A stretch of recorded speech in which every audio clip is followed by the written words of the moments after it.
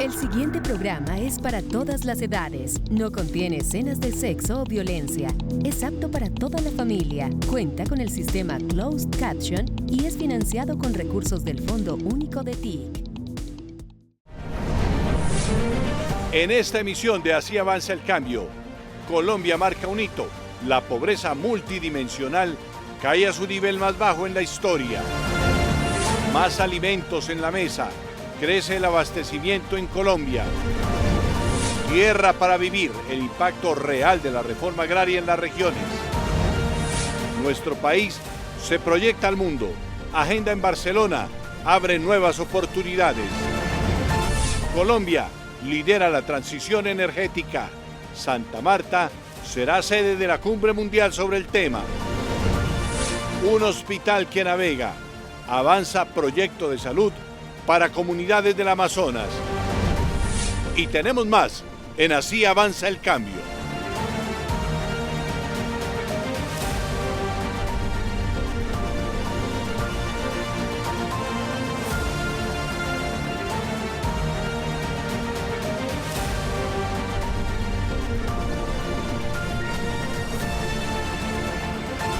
Bienvenidos, esto es Así avanza el cambio. Aquí le contamos lo que está pasando en el país y cómo esas decisiones se sienten en la vida de la gente. Francisco, es un gusto encontrarnos. Igualmente, Zahira, historias, avances y también todos los retos, porque el cambio se construye en los territorios. Comenzamos con un dato que marca un antes y un después. La pobreza multidimensional en Colombia bajó a un solo dígito por primera vez en la historia del país. Cerca de 800.000 personas salieron de esta condición, según el DANE. Detrás de esta cifra hay avances en educación, en vivienda y, por supuesto, en calidad de vida. Colombia alcanza un resultado histórico en la reducción de la pobreza multidimensional. En el 2025, el indicador se ubicó en 9,9%, una reducción frente al 11,5% registrado en el 2024. Esto significa que cerca de 793.000 colombianos mejoraron sus condiciones de vida en el último año.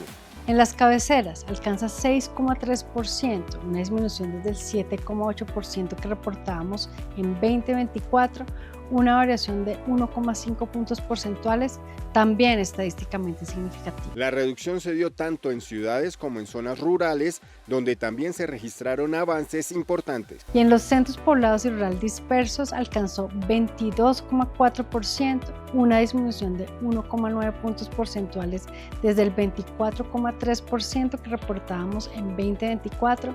Esta variación también es estadísticamente significativa. Un resultado que marca un hito y refleja una tendencia sostenida en la reducción de la pobreza en el país.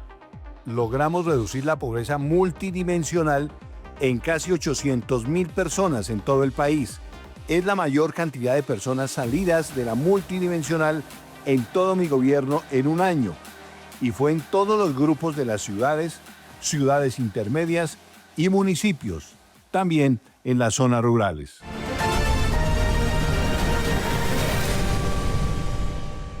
Para entender qué hay detrás de este resultado, Francisco, televidentes, estaremos conversando con el director de Prosperidad Social, Mauricio Rodríguez.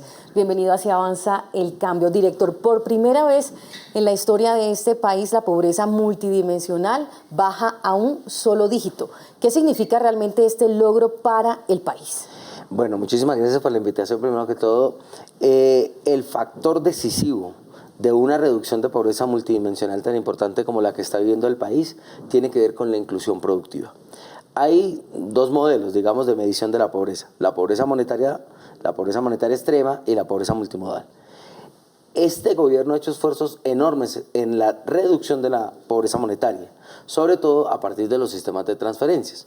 Por ejemplo, una de ellas, quizás la más importante en este momento, nosotros pasamos de 1,6 millones de abuelos y abuelas, adultos mayores, beneficiarias de Colombia Mayor, a 3 millones de beneficiarios que dejaron de recibir 80.000 pesos y hoy están recibiendo 230.000 pesos. Ahora, ¿por qué 230.000 pesos?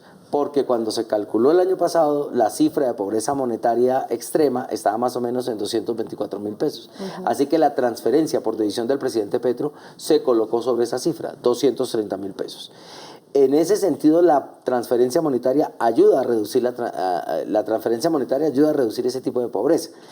Cuando hablamos de pobreza multimodal es porque hay una materialización de acceso a derechos, es decir, que hay mayor acceso al trabajo, hay mayor acceso a la educación, hay mayor acceso a la cultura, hay programas para satisfacer las necesidades de los adultos mayores, de las poblaciones más vulnerables, de las mujeres. Y el dato que hoy estamos teniendo lo que muestra no es el resultado exclusivamente de la transferencia, sino el resultado de una política social orientada a la materialización de derechos. Ahí era donde había que hacer énfasis importantes. Esto se logra por dos razones fundamentales. Inversión pública, es decir, la inversión pública orientada a reducir derechos, y dos, activación económica territorial. En la medida en que las economías del territorio empezaron a desarrollarse, a desplegarse, a incrementar, estamos hablando de la producción agrícola, estamos hablando del turismo, estamos hablando del desarrollo de las economías populares en las ciudades. Cuando se incrementa esa posibilidad productiva, obviamente hay mejores ingresos en las familias, también acceso a derechos, y esto es lo que permite la cifra de reducción de pobreza multimodal en Colombia. Director, es que no estamos hablando de una cifra cualquiera, estamos hablando de cerca de 800.000 personas que salieron de la pobreza multidimensional. ¿Cómo se traduce eso en la vida cotidiana de los colombianos?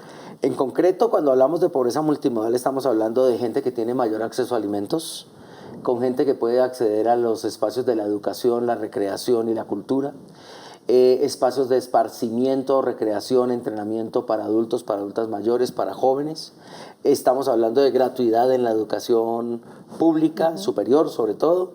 Estamos hablando de mejores oportunidades para el acceso a la educación de los más pequeños, alimentos escolares de mejor calidad, porque todos estos son los factores que se miden en pobreza multimodal. También mejoramientos de vivienda, mejores condiciones de habitabilidad, espacios para la recreación y la integración comunitaria. Esto es lo que se mide. Lo que quiere decir es que Colombia ha avanzado en su base de derechos sociales. Y como ha avanzado en la base de derechos sociales, entonces la gente tiene mejores condiciones y ha salido de la pobreza. Un factor decisivo para la reducción de la pobreza multimodal es el incremento del salario mínimo que estableció el gobierno nacional. El incremento del salario vital, que es el nombre que se le ha dado, que este año fue del 27%, responde a una necesidad, a que el salario permita acceder a los derechos sociales, que son los que se miden en la pobreza multimodal. Se incrementó el salario, no se perdieron puestos de trabajo, como decían las voces apocalípticas. Entonces hay mejores ingresos para incrementar el consumo. Si se incrementa el consumo, se incrementa el negocio, la productividad territorial.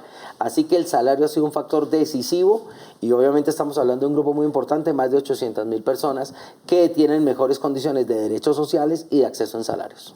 Además del salario mínimo vital del gobierno del presidente Petro, ¿qué otros factores han influido en esto?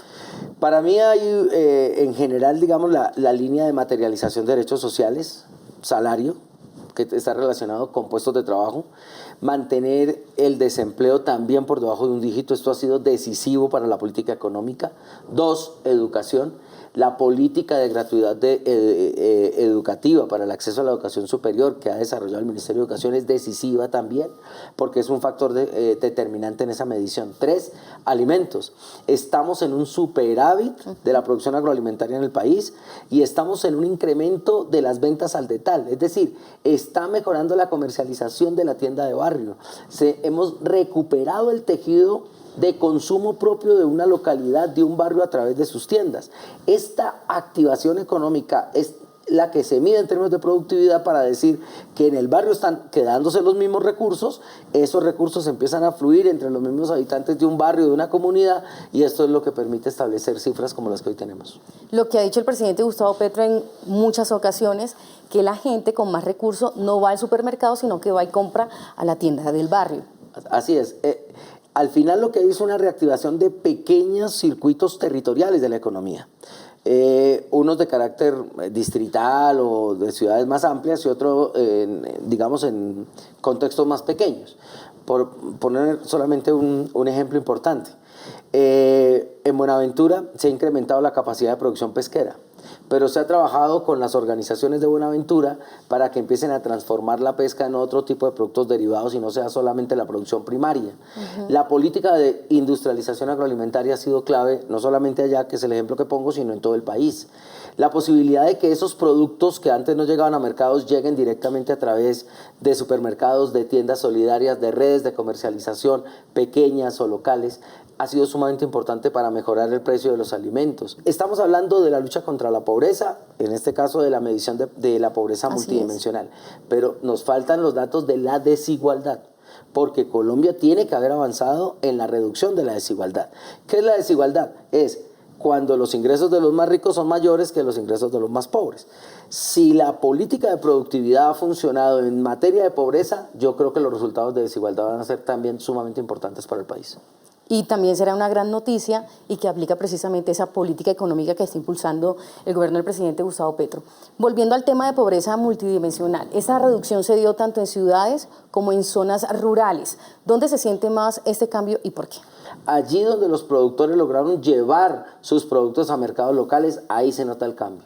Donde el gobierno, a través de sus entidades, o el Estado mejor, compró los productos del campesinado haciendo compra pública, allí es donde se nota mucho mejor los cambios. Hay un tema muy importante aquí, ciudades que no solo salieron de la pobreza, sino que empezaron a crecer en términos de riqueza y de productividad. Regiones como el Huila, regiones como Santander. Estos datos son importantes. ¿Por qué? Porque en el caso del Huila, ¿qué es lo que se ha fortalecido? La asociatividad territorial. El cooperativismo en el Huila se ha convertido en un factor decisivo de este nuevo modelo económico que se sigue desarrollando en otras regiones del país. Entonces no es solo condiciones económicas para la comercialización, sino es la forma como la gente se asocia para mejorar la producción, la transformación, el comercio. Y sin duda regiones del turismo, donde el turismo desarrolló la economía, ya no en una perspectiva del turismo extractivista, sino lo que nosotros llamamos el turismo solidario o comunitario. Es donde la misma comunidad se organiza para poder mostrarle a la gente la riqueza, la cultura, la gastronomía, los sabores, los saberes de la población. Allí, por ejemplo, yo creo que cuando analicemos los datos en concreto en Tumaco, vamos a ver una experiencia muy importante. Cómo Tumaco se transformó completamente en su economía.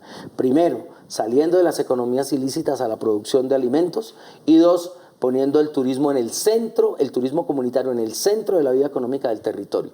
Y esto se logró porque hay instrumentos como un COMPES para el Pacífico, como la política territorial del Pacífico que ha diseñado desde el principio el gobierno del presidente Petro y pues las tareas que hemos hecho las distintas entidades. Ahora pensemos a futuro. ¿Cómo garantizamos que esta reducción de la pobreza no sea un dato aislado, sino que sea una tendencia que se mantenga en el tiempo? Digamos que acá hay que combinar varios elementos. Pongamos el primero en la ciudadanía. Si la ciudadanía logra consolidar sus procesos asociativos, cooperativos, de integración económica territorial, pueden haber mejores condiciones de sostenibilidad. Si la gente se asocia más, nosotros tenemos 1 millón más de colombianos y colombianas asociadas en lo que va del gobierno del presidente Petro. Eso es un dato muy importante. 1 millón de personas. Claro, porque incrementamos la asociatividad también. Es decir, más gente trabajando colectivamente por sacar adelante sus proyectos económicos del territorio, o regionales o nacionales. Ese es un primer paso. Pero también hay que decirlo, si uno quiere una política orientada a mantener y materializar derechos sociales, tiene que ser con voluntad política, con decisiones de gobierno. Hoy, ¿por qué podemos tener estos resultados? Porque el diseño del Plan de Desarrollo Colombia Potencia Mundial de la Vida se centró en la gente, se centró en la economía popular, se centró en la reforma agraria, se centró en el desarrollo industrial del país, de salir de la economía primaria a una economía de transformación. Cuando se producen esos cambios en un plan de desarrollo, entonces efectivamente se ven mejores resultados. Tierra para vivir, tierra para todos. Bueno, director, gracias por acompañarnos en este espacio informativo y por supuesto por hacernos entender el por qué Colombia tiene esta cifra tan importante de pobreza multidimensional. A ustedes muchísimas gracias por la invitación. Francisco, siga más con información.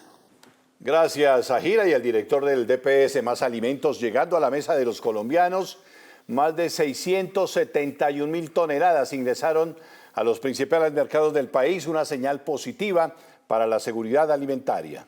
Más alimentos están llegando a la mesa de los colombianos. En marzo, el abastecimiento creció un 8,3% con el ingreso de más de 671.000 toneladas a los principales mercados del país. Este resultado refleja un fortalecimiento de la oferta de alimentos y una señal positiva para la seguridad alimentaria. Todos los grupos de alimentos registraron incrementos frente al mismo mes del año anterior. Se destacan productos como pescados, lácteos, carnes, verduras y frutas, con unos aumentos importantes en su abastecimiento. El crecimiento también se vio en las regiones, con un aumento en las 16 de las principales ciudades del país. En lo corrido del año, el abastecimiento de alimentos mantiene una tendencia positiva, un panorama que refleja mayor disponibilidad de alimentos y estabilidad en el suministro a nivel nacional. Francisco, y siguen las buenas noticias para la economía del país. Así es, Agi, las exportaciones de productos no minero-energéticos crecieron un 9.5% en el primer bimestre del año. Las exportaciones de bienes no minero-energéticos en Colombia mantienen una tendencia positiva. Durante el primer bimestre de 2026 alcanzaron los 4.222 millones de dólares, con un crecimiento del 9.5% frente al mismo periodo del año anterior. En volumen, se exportaron cerca de 1.9 millones de toneladas, lo que representa un aumento del 30.4%. Este comportamiento está impulsado por productos agroindustriales, industriales y agropecuarios que hoy ganan mayor participación en la canasta exportadora del país. En el sector agroindustrial se destacan productos como el aceite de palma, los extractos de café y el azúcar, con crecimientos significativos en sus ventas al exterior. En el segmento industrial sobresalen la industria automotriz, los productos farmacéuticos, químicos y las preparaciones de belleza. Estados Unidos se mantiene como el principal destino de exportación, concentrando cerca de una tercera parte de las ventas, seguido de países como México, Brasil y varios mercados europeos.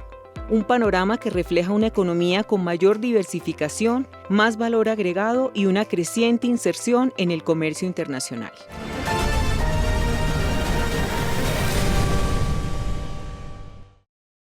Más de 2 millones de hectáreas ya han sido formalizadas para comunidades rurales. Así avanza la reforma agraria en Colombia.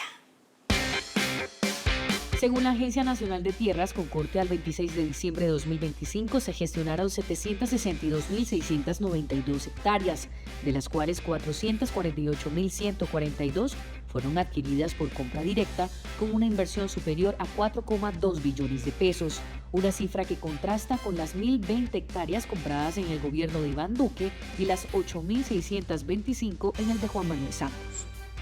A esto se suman 288.598 hectáreas incorporadas mediante procesos agrarios especiales y 243.106 hectáreas definidas a favor de la nación. Además, 45.491 hectáreas están en proceso de incorporación y otras 25.952 avanzan en mecanismos de transparencia. En formalización, el gobierno reporta 2.098.211 hectáreas tituladas, superando las 929.000 del gobierno anterior y las 878.000 del gobierno Santos.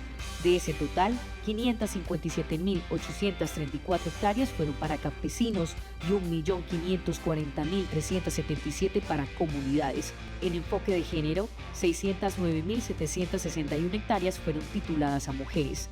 En financiamiento se destacan 144,7 billones de pesos en créditos para la agricultura campesina y una inversión cercana a los 22,6 billones de pesos en el sector agrario. El Gobierno del Cambio asegura que estos resultados representan un avance sin precedentes en el acceso a la tierra y la seguridad jurídica en el campo colombiano.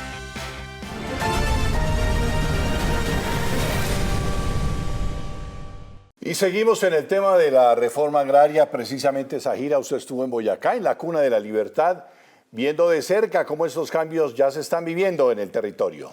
Así es, Francisco, más cifras, son historias reales. Aquí está la conversación con el director de la Agencia Nacional de Tierras, Juan Felipe Harman. Desde el 2022 hasta la fecha, el gobierno del presidente Gustavo Petro ha tenido un objetivo claro: entrega de tierras a los campesinos, a las víctimas del conflicto armado, a las comunidades indígenas y poblaciones que hacen posible que el campo sea motor de crecimiento económico en nuestro país. Es por esto que estamos con Juan Felipe Harman, director de la Agencia Nacional de Tierras. Colombia actualmente ya cuenta con 2 millones de hectáreas tituladas. ¿Qué significa esto para el país? Bueno, es honrar el acuerdo de paz, es avanzar sustancialmente en la seguridad jurídica para los campesinos de Colombia. Hoy desde Boyacá, por ejemplo, que era una región que nunca se había dispuesto a esta política porque es absolutamente desgastante, son pequeños minifundios que no se habían reconocido, que no se habían identificado. Esto le habilita una nueva vida a los campesinos del país, por varias razones, porque pueden ser sujetos al crédito, porque pueden ser sujetos de proyectos productivos, porque pueden tener seguridad jurídica de tenencia para dejarle la herencia a sus hijos, porque no hay nada con elementos más ciertos que ser el tener los derechos de los propietarios, y creo que de forma definitiva es un salto en la política de reforma agraria que es muy valiosa y muy importante aquí para Boyacá. Precisamente en esa búsqueda de lograr estos objetivos con la reforma agraria y cumplir con el acuerdo de paz firmado en 2016, usted ha tenido un liderazgo importante y muchas dificultades. ¿Cómo ha sido eso? Bueno, todas las dificultades habidas y por haber. Esto, por ejemplo, ha sido un espacio desgastante. Aquí en Boyacá, ni siquiera cuando arrancó el gobierno había oficina de la Agencia de Tierras. Abrir la oficina de la Agencia de Tierras, armar un equipo que hiciera barrido, disponer del personal que va finca a finca, eso es muy valioso. El campesino no va a la oficina de la Agencia Nacional de Tierras a hacer su diligencia. Nosotros armamos un esquema de barrido, que son cuadrillas de profesionales, una enorme cantidad de profesionales que se van finca a finca a medir linderos y a caracterizar campesinos. Eso ha sido un esfuerzo importante, eso lo hemos venido reconociendo y de forma muy clara hoy podemos dar un resultado histórico para Boyacá. Hablando de Boyacá, ¿qué representó el plan 10.000 zona andina para Boyacá y Cundinamarca? Es un reto sustancial, tenemos alrededor de 2.000 títulos más en trámite, hoy entregamos 2.100 títulos más. Lo máximo que se entregaba en Boyacá eran 150 títulos al año. El año pasado culminamos con 1.800 títulos, este año arrancamos con 2.100, antes de que se termine el año esperamos entregar 2.000 títulos más. Vamos avanzando de una forma muy rápida. Y eso ha sido la decisión política del presidente y de la agencia que cambió el viraje de la formalización. Porque antes lo único que valía eran las hectáreas. Entonces, era lo mismo entregar un título de 800 hectáreas en una zona en la que la UAF es mucho más grande que entregar 800 títulos de a 1 hectárea aquí en Boyacá, que es un régimen de minifundios. Entonces, ¿qué era lo que terminaba ocurriendo? Que tanto Cundinamarca como Boyacá como Tolima jamás se trabajaba estas prácticas, sino se quedaban al garete. Cerca a Bogotá hay un índice de informalidad de casi el 68% de campesinos que no son dueños de su tierra. Hoy nos contaba una de las campesinas beneficiarias que ya va a poder tener acceso al crédito, que ya va a poder dejarle su parcela a sus hijos, que ya puede postular su predio a proyectos productivos. Eso es muy valioso y muy importante para la gente. ¿Y qué viene para Boyacá después de esto? Avanzar en los títulos históricos, avanzar en la formalización, avanzar en la recuperación. Boyacá tiene de todo.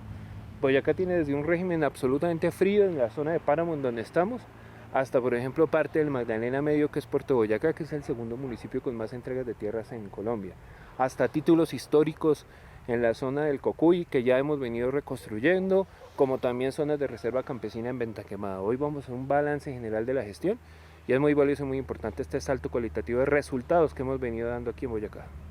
Eres muy valiente. Bueno, mil gracias por... ¿Qué ha sido lo más difícil? No, muchas cosas. Evidentemente la tierra es un factor de poder lleno de intereses y lleno de complejidades, lleno de la amalgama de conflictos que han surtido la violencia en Colombia, las amenazas, las intimidaciones, las dificultades, encontrar los bienes de la SAI, del fondo, en su gran mayoría en manos de delincuentes, tener que enfrentar, tener que reubicar también a los campesinos, darle la seguridad y la confianza a los campesinos de que este Estado tiene una intención de reparar tanto daño y tanto dolor causado por la guerra. Creo que estoy absolutamente convencido de eso, a eso le he dedicado mi vida y le agradezco mucho la oportunidad al señor presidente de ejercer en la Agencia Nacional de Tierras estas propias convicciones. Finalmente, ¿qué significa para ti entregarle tierra a la gente para vivir? No, es una oportunidad maravillosa, es la posibilidad, porque es que el campesino, hay mucha gente que critica al gobierno con el cuento de que nosotros queremos regalarlo todo. Y el campesino no necesita nada regalado, es que un pedazo de tierra es la oportunidad de trabajar, la oportunidad de con su sudor y con su esfuerzo sacar adelante a su familia. No hay persona en el mundo más trabajadora que el campesino. O sea, el campesino incluso sin tierra va y alquila un pedazo, pero sale adelante y mira a ver cómo cultiva. tener la posibilidad de entregarle muchas parcelas a muchos campesinos es restituir su dignidad y es hacer patria, es reconocer que sin campo no hay país, sin campesinos no hay paz. Eso es clave y eso es muy importante que el país lo entienda. Sin campo no hay país, por eso queremos que ustedes vean lo que significó este balance desde Boyacá. Después de más de 40 años de espera, hoy miles de familias campesinas en Boyacá pueden decir algo que parece imposible: esta tierra sí es mía. Más de 2.000 familias recibieron los títulos de propiedad de los predios que han trabajado durante generaciones. Campesinos de 33 municipios, entre ellos Tuta, Genesano, Tibaná, Samacá, Ramiriquí, Venta Quemada, Cómbita, Paz de Río y Otanche, hoy son propietarios legales de sus tierras. Hoy en día la Agencia Nacional ha hecho un logro muy hermoso, que fue darnos el título de nuestras tierras para que nosotros podamos ser adjudicarios de nuestra propia tierra. Un orgullo y una alegría grandísima, porque pues es una lucha que uno lleva de años. Esta entrega hace parte del Plan 10.000 Zona Andina, que ha destinado más de 40.000 millones de pesos para formalizar la propiedad rural en Boyacá, Cundinamarca y Tolima. Con esta jornada ya son 6.882 títulos entregados en Boyacá y más de 11.300 en toda la región andina. Puedo morirme tranquila porque sé que pudimos tener un título de nuestro predio que nos ayudó la Agencia Nacional de Predios. Ahora sí ya se siente uno que eso es de uno. Significa acceso a créditos, a proyectos productivos, a asistencia técnica, pero sobre todo la tranquilidad de dejarle algo seguro a sus hijos.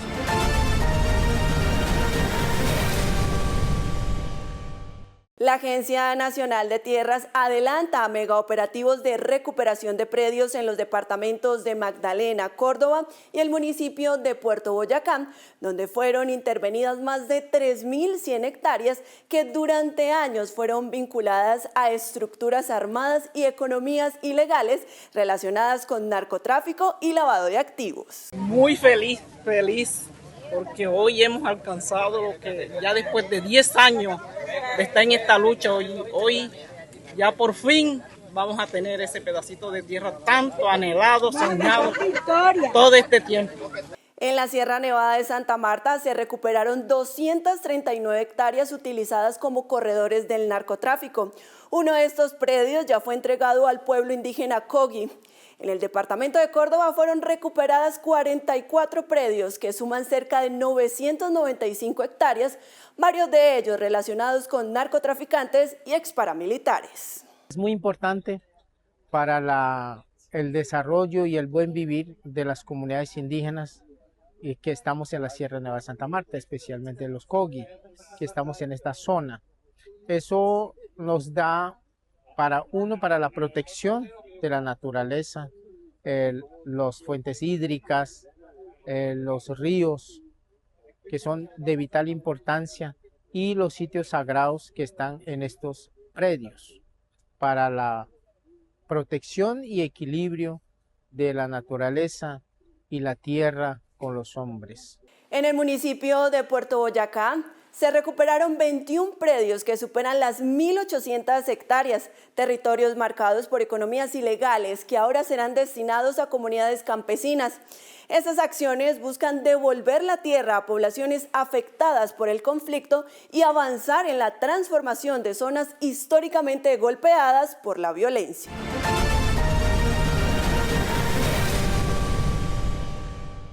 Ahora miramos lo que pasa fuera del país. El presidente Gustavo Petro desarrolló una agenda internacional en Barcelona centrada en democracia, cooperación y diálogo global. Una visita con encuentros clave y anuncios importantes para Colombia. Johan Rendón y Daniel Bernal desde Barcelona nos entregan el balance de la jornada. Compañeros de Así Avanza el Cambio, qué bueno saludarlos desde España, aquí en la ciudad de Barcelona, donde el presidente Gustavo Petro ha cumplido una interesante agenda internacional, reunido con líderes del mundo, de eso ya les vamos a contar en un rato, una agenda que ha dejado de todo un poco. Dani, me encanta saludarlo, ¿qué tal? Un gusto saludarlo, Johan, y después de ese balance internacional del presidente Gustavo Petro, en donde su primer evento fue la donación del cuadro a la Biblioteca Pública Gabriel García Márquez. Esta fotografía, que fue hecha por el fotógrafo colombiano Mauricio Vélez, representa un poco de esa historia colombiana. Aquí los detalles. Colombia llevó un símbolo de su cultura a Europa. El presidente Gustavo Petro entregó en Barcelona una fotografía del Nobel Gabriel García Márquez, una de las últimas imágenes captadas en vida del escritor. Que haya hecho este gesto de generosidad con estas rosas amarillas tan icónicas y tan representativas de Gabriel García Márquez, y que además eso ayuda a estrechar nuestros lazos con Latinoamérica y con la literatura latinoamericana, que como sabe el presidente, la tenemos muy presente en la ciudad de Barcelona. La obra del fotógrafo colombiano Mauricio Vélez fue donada a la Alcaldía de Barcelona y a la Biblioteca Pública que lleva el nombre del autor de 100 años de soledad. El gesto se realizó en articulación con la Fundación Gabo, como un puente cultural entre Colombia y la capital catalana. García Márquez, que es el hombre más universal de Colombia. Hay países que tienen nombres universales desde las armas. Nosotros los tenemos. Fue Gabriel García universal, pero por las palabras, no por las armas. Lo que hace que las palabras sean superiores siempre a las armas. La fotografía estará ubicada en un espacio cultural abierto al público en el distrito de San Martín.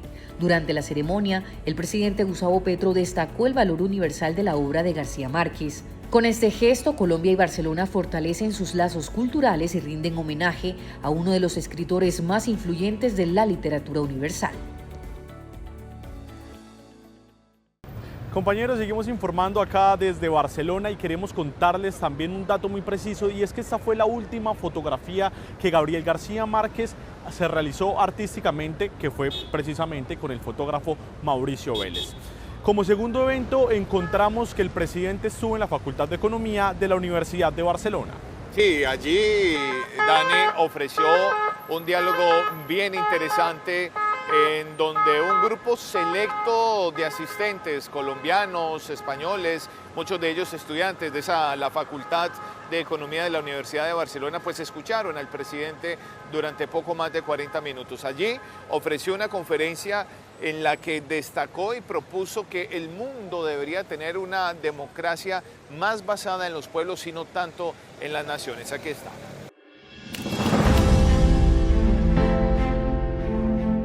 La intención de venir aquí es intentar, en medio de las circunstancias que atraviesa el mundo, complejas, difíciles, intentar construir una especie de faro colectivo con mucha gente que viene de otras partes, que alumbre una posibilidad en el mundo actual. Barcelona tiene una historia que permite cierta universalidad, no es una ciudad de tribu, es una ciudad universal.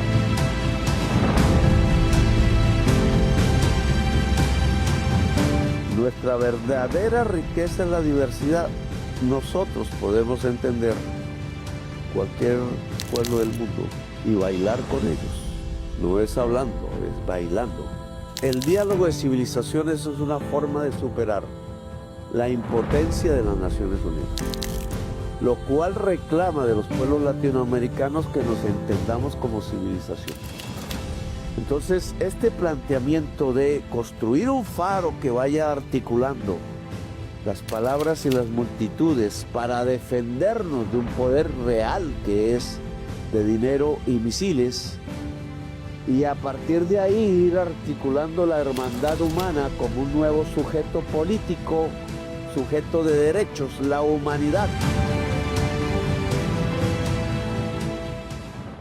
Bueno, y siguiendo con el resumen que ha dejado la agenda del presidente Gustavo Petro en Barcelona, hay que hablar también de su participación en la cuarta reunión en defensa de la democracia, este encuentro de líderes mundiales que organiza el gobierno español y que se desarrolló aquí en Barcelona en el centro de convenciones de la FIRA. Allí ha dejado el jefe de Estado colombiano podríamos decir, mensajes bien importantes para el mundo, ¿no? Sí, es importante, Johan, recalcar el mensaje del presidente Gustavo Petro, que habla hacia llevar el mundo a una descarbonización, pero también dejar de lado el uso del petróleo.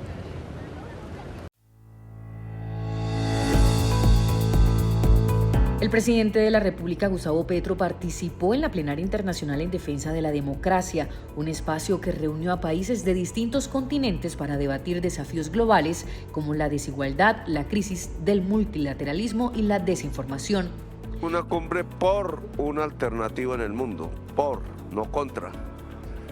Se trata de una especie de faro que en medio de la confusión y de la equivocación y el desorden global peligroso para toda la humanidad, coloca una línea, una especie de flecha que sigue un rumbo, el rumbo de la vida, no el rumbo de la muerte.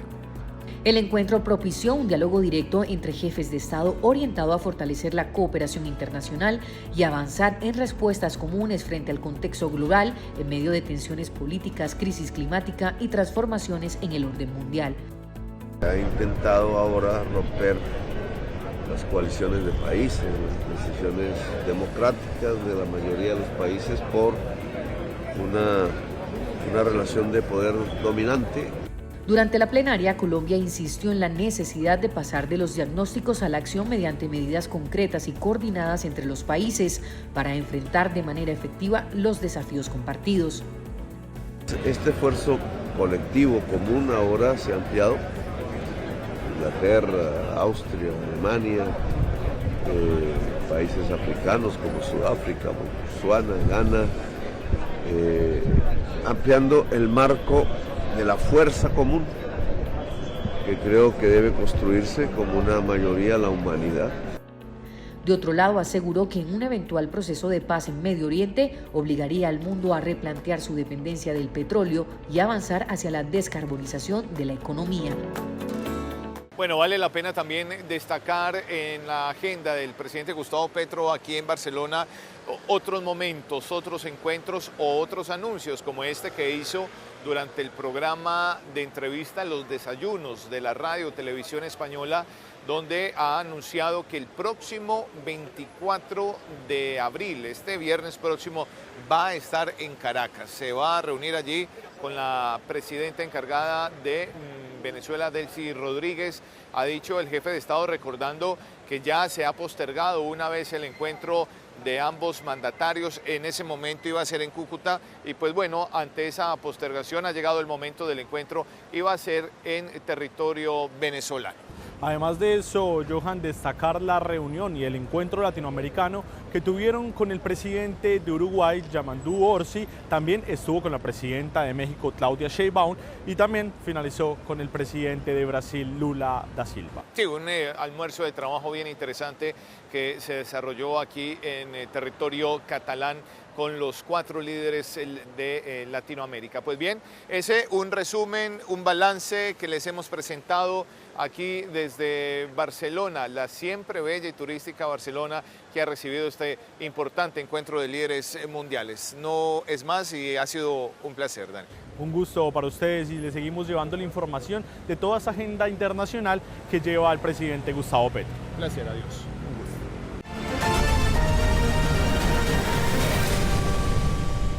En otras noticias, el catastro multipropósito sigue avanzando con diálogo en las regiones y acuerdos con las comunidades. Luego de una intensa jornada, el director del IGAC, Instituto Geográfico Agustín Codazzi, el viceministro del Interior para el Diálogo Social, representantes de veedurías ciudadanas, juntas de acción comunal y organizaciones sociales acordaron que el IGAC podría ajustar por una sola vez los porcentajes de algunos incrementos del catastro, si se sustentan técnicamente a la información catastral, la coherencia de los valores unitarios y que se puedan aplicar los porcentajes de incrementos de manera general y uniforme sobre las zonas de ajuste. El tema de la tierra, la tenencia y seguridad jurídica de la tierra, como uno de los elementos fundamentales para poder hacer sociedad. Se acordó establecer entre el 15 de abril y el 30 de mayo unas mesas regionales para analizar las observaciones y preocupaciones de la ciudadanía Con el IGAD se ha adelantado un excelente trabajo. Desde que llegaron al municipio han existido esas mesas de interlocución, no solamente con la ciudadanía, sino con la administración municipal, orientando y conociendo perfectamente el proceso que se adelanta y orientando también la comunidad y los diferentes barrios frente a los procesos que se adelantan con el IGAD en este momento. Queremos darle las gracias al IGAD por la actualización catastral que están realizando en el municipio de Mesetas Meta, pues debido a que es la base técnica y jurídica para que el recaudo del impuesto predial y de otros impuestos pues mejore. Para que los alcaldes, los ejecutores del mando, los dueños del presupuesto, hagan infraestructura, mejoren parques, mejoren vías y demás, creo que es vital lo que hace el IGAD. La Defensoría del Pueblo acompañará el seguimiento y el cumplimiento de los acuerdos. Después de más de 50 años, inicia la construcción de Aerocafé en el departamento de Caldas. Después de más de 50 años de espera, el gobierno puso en marcha la construcción del aeropuerto del Café, Aerocafé, con la firma del acta de inicio de la obra en Palestina, Caldas, marcando el inicio oficial de este proyecto de infraestructura para el eje cafetero. Se ha mencionado tangencialmente, pues es un proyecto donde creo que logramos algo en lo que nadie creía, igual que el de Estanquillo Popayán, igual que Dorada Chiriguaná. Yo les confieso algo, ha sido como todo un reto tratar de sacar esto adelante y que todo el mundo diga, ustedes no van a poder, no lo van a hacer, y todo lo hemos sacado. La obra corresponde a la primera etapa del proyecto, enfocada en el lado aire, con una inversión superior a 634.000 millones de pesos y un plazo estimado de 46 meses, lo que permitirá avanzar en la infraestructura clave para la conectividad y el desarrollo regional. Una cosa importante, la etapa de preconstrucción estaba programada a 10 meses.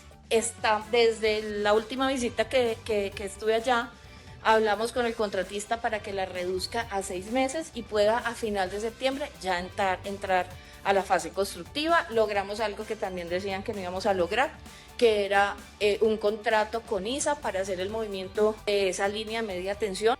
El inicio de la construcción se da tras cumplir los requisitos técnicos, jurídicos y financieros y busca dinamizar la economía, fortalecer el turismo y mejorar la integración del eje cafetero con el resto del país. En el corazón del Amazonas ya empieza a tomar forma una esperanza que navegará llevando salud y dignidad a quienes históricamente han estado más lejos. El nuevo CAPS-F de Leticia avanza en su construcción y hoy alcanza un 22.1% de ejecución, gracias a una inversión del gobierno nacional superior a los 55.000 millones de pesos. Este navío hospitalario será una respuesta real para las comunidades ribereñas, acercando atención primaria, prevención, diagnóstico y cuidado oportuno, donde antes llegar era una deuda pendiente del Estado. Con hechos, inversión social y presencia en el territorio, el gobierno del cambio sigue cerrando brechas y transformando vidas. La hoja de coca es bastante nutritiva y puede tener muchos usos saludables para las personas, según un estudio que acaba de hacer el INVIMA, que además dio vía libre para comercializar el biche como bebida ancestral del Pacífico colombiano. Buenas noticias del INVIMA para el país. El Instituto Nacional de Vigilancia de Medicamentos y Alimentos, INVIMA, adelantó un estudio técnico sobre las calidades de la hoja de coca como un producto que pueda generar opciones saludables, lícitas y comerciales para los productores de esta mata, que hasta ahora en Colombia se ha tenido en cuenta solo por su carácter ilegal. Se concluyó que, digamos, la coca como tal, las hojas de coca como tal, no generan un problema de adicción ni generan ningún problema en salud. El Ministerio de Justicia, el INVIMA y el Ministerio de Salud trabajan en una reglamentación técnica que permita que en el futuro se pueda utilizar la hoja de coca en la salud de la gente, como ya lo está haciendo Perú y Bolivia. Básicamente podrían hacerse, digamos, la hoja de coca en un té, en una infusión, pero esa misma hoja de coca para preparar una harina y preparar una colada, o preparar una galleta, preparar una torta, digamos, sería un ingrediente de muchos otros productos. Es muy nutritiva, tiene más de 4.9 de proteína y tiene una serie de minerales y vitaminas importantes para el consumo humano. El INVIMA también le dio el registro sanitario a el biche, una bebida alcohólica ancestral y cultural de las comunidades del Pacífico colombiano. Solo ellos lo pueden producir, dice la resolución del INVIMA. Tiene unas características de grado alcoholimétrico y tiene unas características organolépticas especiales que lo hacen biche como tal, y solo lo pueden producir en las comunidades negras en algunas zonas del Pacífico, en los departamentos de Chocó, Valle, Cauca y Nariño. La comercialización del biche fue un trabajo conjunto con el Ministerio de las Culturas, las Artes y los Saberes. Estamos visibilizando nuestros patrimonios inmateriales de origen africano, entre esos el paisaje cultural bichero. El INVIMA también anuncia que de ahora en adelante, en pocas horas y con la documentación en regla, se podrán obtener los registros del INVIMA online, que hasta hace poco podrían durar hasta varios meses. Pasamos de tener registros sanitarios en alimentos, porque estamos en la etapa de alimentos por ahora, que duraban más o menos 8 meses en promedio, a tenerlos en 2 horas en promedio. Y adicional a eso, algo que decimos es que democratizamos el trámite.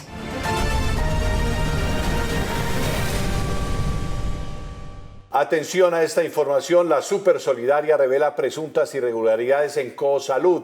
En su cuenta de X, María José Navarro aseguró: lo que hemos encontrado en Cosalud es muy grave. Estamos ante una presunta lógica de triangulación, desvío o redistribución artificiosa de recursos para maquillar pasivos, favorecer otras estructuras del grupo y afectar finalmente a terceros acreedores. Dentro de lo que hemos identificado se encuentran presuntas simulaciones de compras de cartera por más de 55.000 millones de pesos de prestadores de salud, contratos por más de 37.000 millones de pesos respaldados con la firma de pagarés en blanco, la constitución de un patrimonio autónomo para reorganizar obligaciones con múltiples acreedores, en el cual se identifican transacciones que podrían alcanzar los 90.600 millones de pesos y procesos ejecutivos superiores a 300.000 millones de pesos derivados de estas operaciones.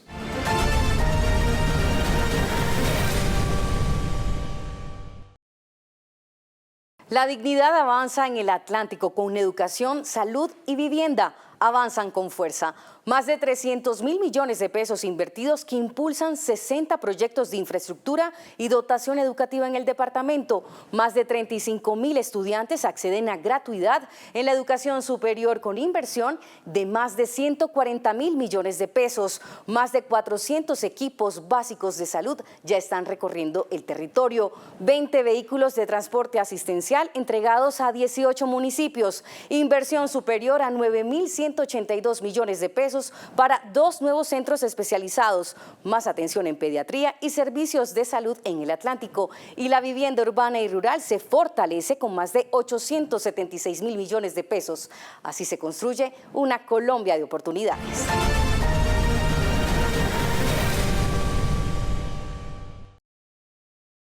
...45 países participarán en la Conferencia Mundial sobre Transición Energética que se va a realizar en Santa Marta desde este 24 hasta el 29 de abril. Aquí los detalles. Pese a las diferencias, todos los participantes estamos de acuerdo en la necesidad de atender la ciencia y de avanzar de manera urgente y coordinada en la eliminación de la producción y el consumo del gas, el carbón y el petróleo. La conferencia, por eso, constituye un espacio de acuerdo y de voluntades para avanzar y actuar en esta transición. En Santa Marta vamos a abrir un diálogo directo y honesto frente a una decisión que puede no ser fácil, pero es inaplazable, porque avanzar más allá de los combustibles fósiles es, ante todo, una decisión para cuidar la vida. Con un decreto sobre almacenamiento de energía, el gobierno garantiza la seguridad eléctrica del país. Colombia da un paso en su sistema eléctrico. El gobierno nacional habilitó el almacenamiento de energía, una medida que permite incorporar baterías y otras tecnologías para guardar electricidad y usarla cuando el sistema lo necesite, con el objetivo de fortalecer la seguridad energética del país. Según el ministro de Minas y Energía, Edwin Palma, Este decreto marca un antes y un después en la forma en que gestionamos la energía en Colombia. Estamos incorporando tecnologías que nos permitan garantizar confiabilidad del sistema y avanzar con decisión en la transición energética justa. El decreto establece que estos sistemas podrán operar tanto en el sistema interconectado nacional como en zonas no interconectadas, lo que permitirá almacenar energía en momentos de alta generación y liberarla cuando aumente la demanda o exista riesgo de desabastecimiento. Además, el ministro señaló: el almacenamiento de energía es clave para aprovechar al máximo las fuentes renovables. Con esta regulación, damos señales claras para atraer inversión, modernizar el sistema eléctrico y reducir vulnerabilidades. Esta medida también facilita la entrada de energías renovables como la solar y la eólica y busca reducir la vulnerabilidad del sistema frente a factores como el clima y la variabilidad en la generación eléctrica.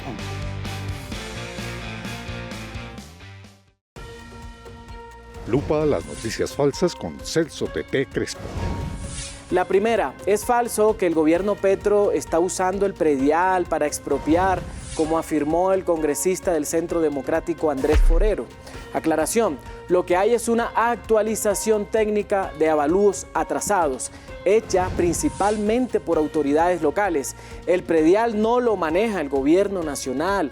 Es válido dejar eso claro, sino los municipios. El catastro multipropósito no es expropiación, solo pone al día los valores rezagados y además existen topes y alivios para evitar aumentos desproporcionados.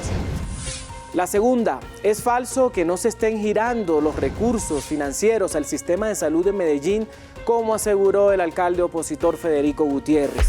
Aclaremos, la ADRES gira más de 8 billones de pesos mensuales en UPC con trazabilidad pública que pueden ver con cumplimiento puntual.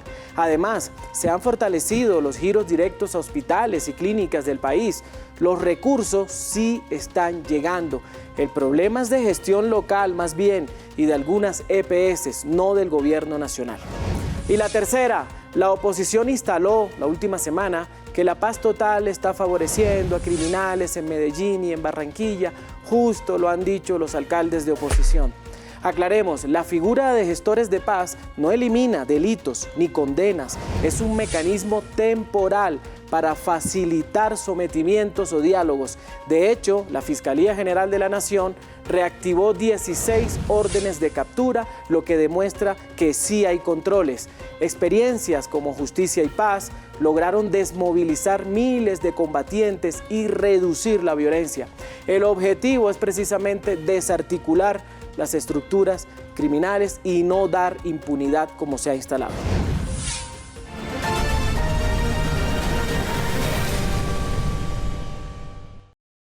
De cara a las elecciones de 2026, el gobierno refuerza las medidas de seguridad para los candidatos. A día de hoy se ha destinado 107 personas de la unidad de protección, 160 policías, 29 vehículos convencionales, 39 blindados y 29 chalecos. Entre los presidentes y los vicepresidentes ha habido 198 servicios fuera de donde ellos se encuentran, de los cuales 139 son de la presidencia, 59 de la vicepresidencia, y eso da para un total de 4.351 hombres. Que las campañas más robustas no tienen menos de 30 hombres en temas de seguridad, y que en el caso de la UNP, para esos esquemas robustos, no vale menos de 500 millones de pesos mensuales cada candidato. Eso sin contar una suma igual que se tendría que ver con efectivos de la policía. Pero nosotros hemos hecho un esfuerzo como nunca antes lo había hecho la nación o el gobierno de turno para garantizar la seguridad de los candidatos.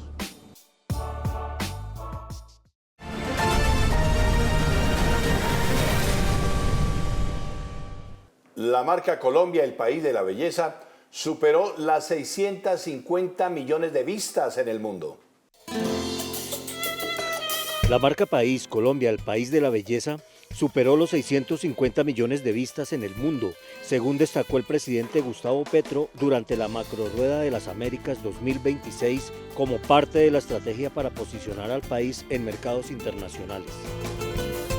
Extranjeros que vienen a Colombia, que aquí gastan en Colombia, que nos dejan las divisas como si fuera una exportación y que nos ayuda a pagar la caída de las divisas que antes dejaban el petróleo y el carbón en Colombia.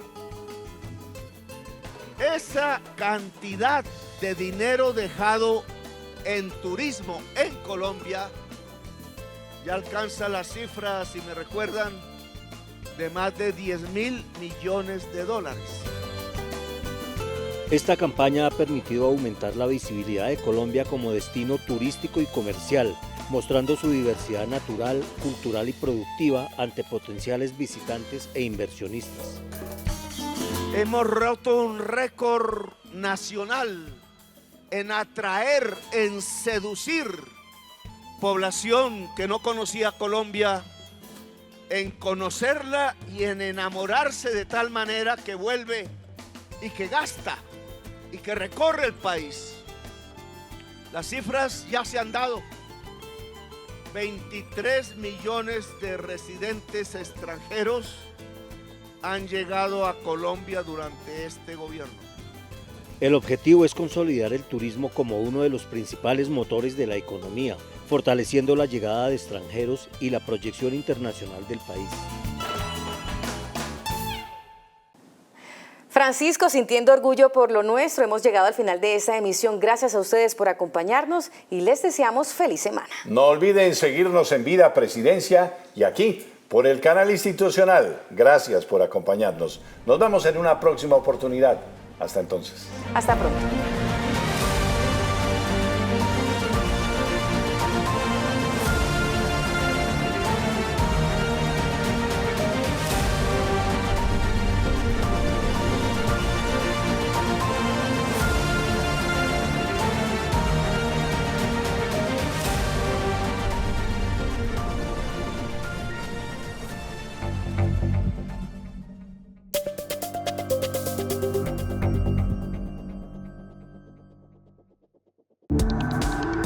Este contenido fue financiado con recursos del Fondo Único de TIC.